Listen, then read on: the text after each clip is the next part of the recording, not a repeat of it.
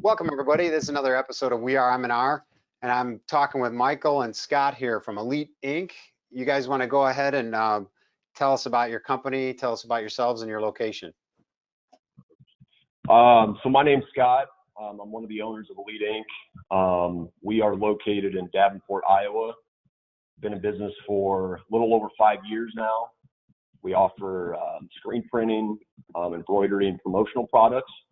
And as of now, we have an automatic press and a manual. We also do, vinyl. We have a heat press for doing names and numbers and things like that. So that's about it. And I'm Michael Hedblum, the other owner of Elite Inc. We're actually brothers. We've been in business about 5 years, and we actually moved to the Quad Cities about 2 years ago.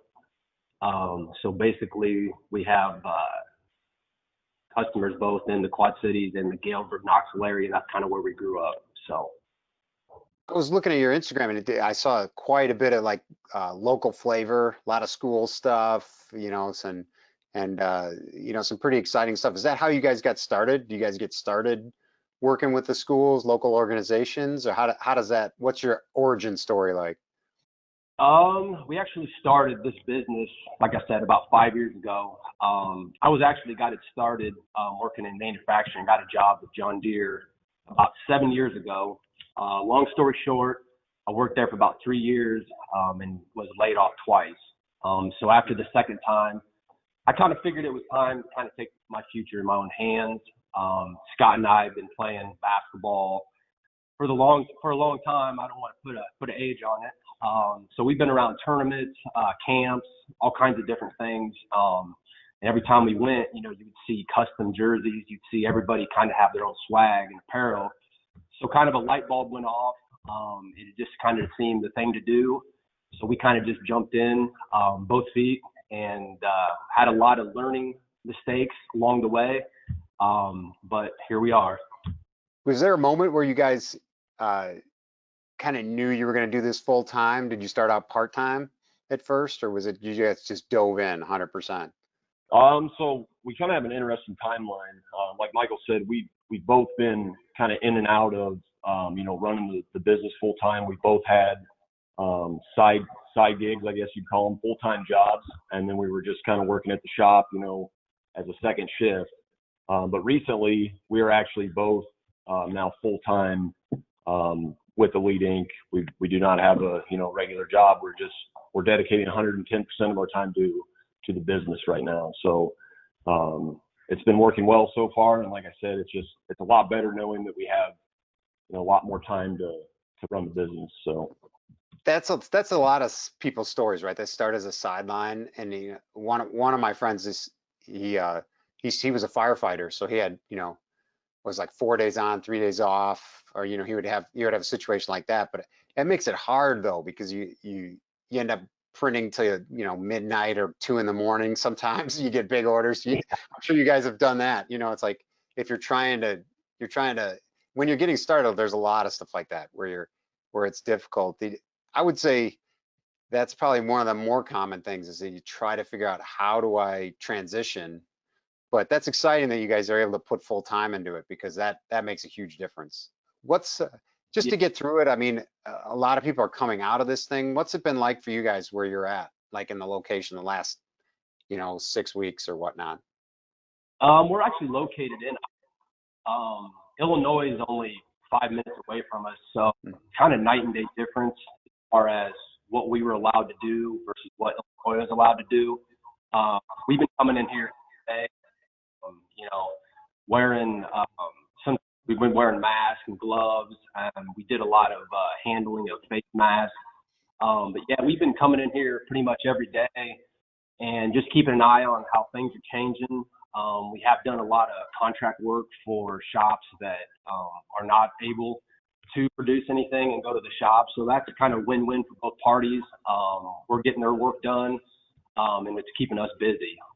So the transition's been quite different. With all the unknown, it's been an interesting year so far, to say the least. So, we know we're going to have to pivot. We know we're going to do different things, and we're ready for it.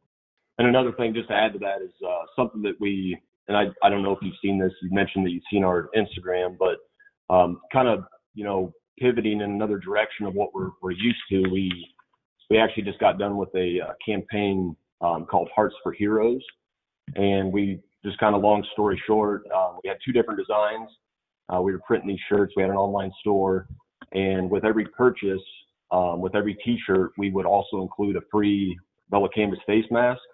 We would also donate $10 to two different organizations.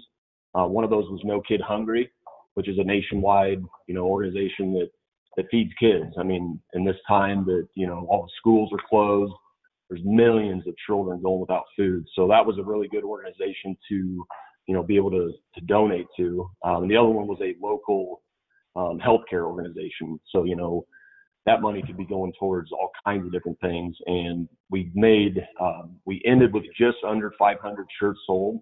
We donated close to $5,000 between the two organizations. So that was kind of again, one of the, like Michael said, kind of a win-win-win, win for everybody. We were keeping our presses running. We were giving donations back to two very deserving organizations, especially during these times. And we were getting to print shirts. I would encourage everybody that sees this to check out your Instagram and see some of the stuff that you guys done, because that's really impressive. And it's a great thing to be able to help people in this time, whether it's helping other printers or helping other, a lot of people that I've talked to are helping other companies as well. And just the fact that, and then on top of that, donating, a lot of people forget that the food that kids get sometimes is at school, right? Versus the people forget that. And they're like, there's a lot of, unfortunately, kids that are, in a tough position, and that's where they get the majority of their calories. And that's a really difficult thing if they're not able to go to school for them, and they may not know how to navigate it well. So organizations like that literally are super important. So that's really exciting. You guys can do that. What do you think in general makes your company stand out or makes you different? I think one of the things I noticed was your Instagram looks really organized. Like, and I don't mean it in a bad way. I mean it in a really kind of energetic, colorful way. Like, you guys do a really good job kind of curating your content, and on Facebook as well. Like, I think you do a really good job at kind of showing people that you're really consistent and professional. But I'm curious, like, what do you feel like makes your company kind of unique? I think you just, nailed it with the social media. We've been posting on social media since we started. It's obviously a very important aspect of any business. But just to be able to see, kind of, we need to take better notes from Andy from Shirt Kong and try to get some more, shots of our shops behind us here. But we just like to show, it's interesting to a lot of people to kind of see the process and see how shirts are actually printed. And it's been successful for us. I mean, we have a website obviously as well, but our social media has definitely got us a lot of, attention, a lot of orders. I mean, it's generated business for us. So that's definitely something that sets us apart from our competition, I guess. So. Well, that's for sure. And, fortunately or unfortunately, it seems like there's a lot of printers that are still behind the curve with either using social media as a way of getting orders or just expressing their business. And obviously there isn't a lot of opportunity in some of the other areas that there used to be. But switching gears a little bit, would you say, in regards to hurdles, roadblocks, whatever you'd say, like, would you say that this COVID thing is one of the biggest ones, or have you had other challenges while you guys were, growing or maybe transitioning that you've had to deal with? So one of the biggest things that we've had to overcome over the last, I guess it's been almost a year now, is our sister leaving the business. So she used to be a co-owner as well, and actually she left to work for her now husband's business. He owns a business selling agriculture, seeds, pesticides, everything like that. So she works for him now. So losing her was definitely something that, we had to change a lot of our processes, kind of designate the things that she was doing on a daily basis amongst myself and Michael. And it's definitely been hard, but, we're getting better every day. We're still not perfect, but that was definitely an obstacle that, we had to overcome. And we weren't going to tell our sister that she couldn't work for her husband, and Everybody left on good yeah, family events, no problem. yeah. I That's mean, obviously, interesting. and I would say, sorry, go ahead. Go ahead. say, that's obviously the pandemic has been a setback as well, but I would say if we were to pick something else, it would definitely be that. I mean, that brings up another point, which is like partnerships in general. Do you guys balance each other out? Do you do similar kind of skills? I've noticed with a lot of partnerships where people are kind of in a good mood and their fists aren't up, that they have maybe they have skills that the other partner doesn't have. In that sense, like they can complement each other. But I'm just curious, from you guys, obviously being brothers, that's an advantage. But I'm just wondering, how do you find that challenging, or is it just a big benefit? Like Scott said, when Lindley left the business, our sister, she did a lot of customer service, handled that. She did a lot of the book work. So when she did leave, we kind of had to pick up the slack, obviously. So, I mean, we both deal with customer service. We both have hands in everything. Scott does social media. He does the design work. I can't take any credit for that. I'm not really a graphic designer kind of type, but we basically have our hands in everything. He'll have a day where he cleans screens. I'll have a day where I clean screens. He'll print one day, I'll print the next. So we kind of, basically, there's not really specific jobs per se, but we just know it's going to take both of us to keep the company running. Running a screen printing business with two people kind of be overwhelming at times. So that's why our process has to be, right on to make sure that, we take our time. Quality is the number one thing for us, but that way we're productive and we're more efficient than, maybe shops with more people running around. That's definitely true, because I think that throwing more employees at a process isn't always the best best way to get things done. I've seen that Yeah, in some companies. I'll tell Exactly. you, you get a lot of people standing around on their phones, and and then where are the shirts at? And then that'll make you tear your beard out for sure.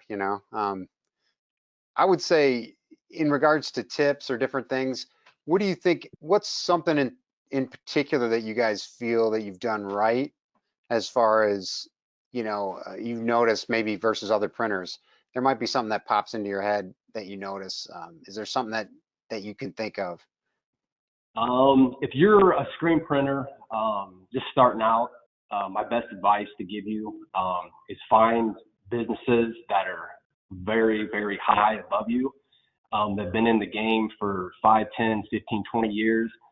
We've been following Shirt Kong, Campus Ink, Terminus Tees.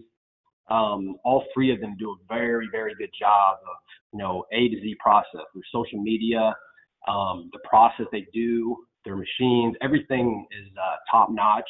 I would definitely follow them. Andy from Shirt Kong, I called him one day and I had a couple questions. And next thing I know, I'm on the phone for 30 minutes. Very humble, very accessible. So that's what I would tell new screen printers. We actually started watching YouTube videos before we started this, and we ended up getting all water-based and 110 screens. So you can imagine a couple guys that thought YouTube would be the kind of the way to get information.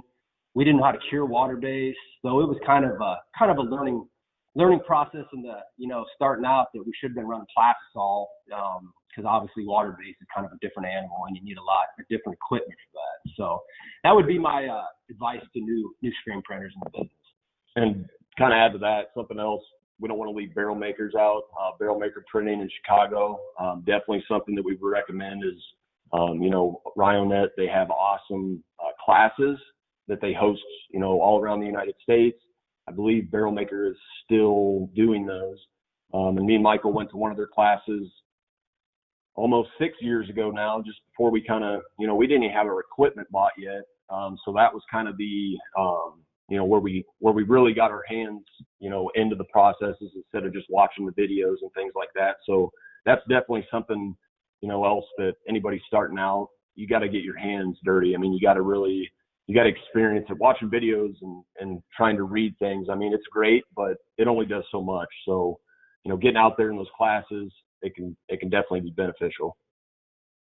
Those are both great points, guys. I think one of the most common things is as entrepreneurs or go-getters, you want to get stuff done. You'll get the customer shirts in, you'll get the press, everything, and then you stop and you go, oh, wait a minute. Now, what do I got to do in what order? And there's just a real tendency for people to charge ahead and forge ahead before they actually test or learn things. And one of the most common things I'll have happen when I go out to a shop, if I consult with people or train them, or I'm at a show training people, is I'll just simply ask them, when's the last time you looked at your print under any magnification at all? With a loop or any, and the vast majority of people are like, why would I do that? And I'm like, Yeah, a lot of well, so it's one of those things where it's like there are, and understandably, if you didn't know why you should look at a print magnified, and to see dot gain or to see bleeding on the edges or to see if your stencil is exposed or developed properly, all those different variables. But if somebody needs to explain that to you, you need to know what you're looking for, right? Otherwise you're just going to wander around. And and I think that that's one of the most common things with our industry, unfortunately, is we have so many folks that are kind of learn themselves, and they're experts, and it's this little slice of it. But then you're like, why are you curing stuff with an iron, or you know what I mean, or like a hot gun, a heat gun still, but they're masters at doing this like printing technique, and they're, in other areas they're completely siloed. So I think that's both of those are really great advice to find either a mentor or get some actual hands-on training. I think that have you guys, you were at Print Hustlers, right? At Printavo? Yeah, yep. I remember that. And then, so I felt like that was a fantastic event. I mean, Bruce put on a really great event. I mean, unfortunately, I think they're going to do a virtual one, although that could be great as well. I haven't been to a virtual event like that yet. But one of the great things there was some of the networking, getting to meet you guys and meeting some of the other people involved. So I'll be looking forward to seeing that this year. How do you guys feel about shows this year? Is it unlikely you're going to go? Or, I mean, I know there's, what's the next one? Print United. There's Print United coming up in Atlanta. Do you guys have any plans to go to any shows this year, or what are your thoughts? Well, I mean, it's kind of like everything else. It's kind of a day by day thing. Um, I'm not for sure if any of the shows or the classes kind of in a kind of a standstill now with the date range. But as soon as they say we're good to go, we're definitely going to be attending a bunch of them. Just for the simple fact, like Scott said, it kind of gives you an opportunity to network, to learn some things. And this is a business that there's always things to learn, and always ways to perfect your craft. So we definitely enjoy going to those classes. And we still haven't. We've been to Dax a couple times, but we still haven't made it out to Long Beach. So we're thinking that's kind of one that we wanted to go to for a while. Make the trip to California, and I believe it's actually the biggest show. So that's going to be on our radar. But like Michael said, I mean, just taking it day by day, and if those end up getting canceled, it's not going to be good. But if they're not, we'll be there. So. Well, I'm excited. I'm hoping that by October things have really settled down enough to have at least a what I would consider like a kind of rebound type show with Print United. That's what I'm hoping for. Again, like you guys are saying, you got to go week by week with cases and other things, other concerns. But people have to get comfortable traveling, staying in hotels, different things. But yeah, if you get the chance to make it to Long Beach, it is definitely probably our biggest show, that we typically go to.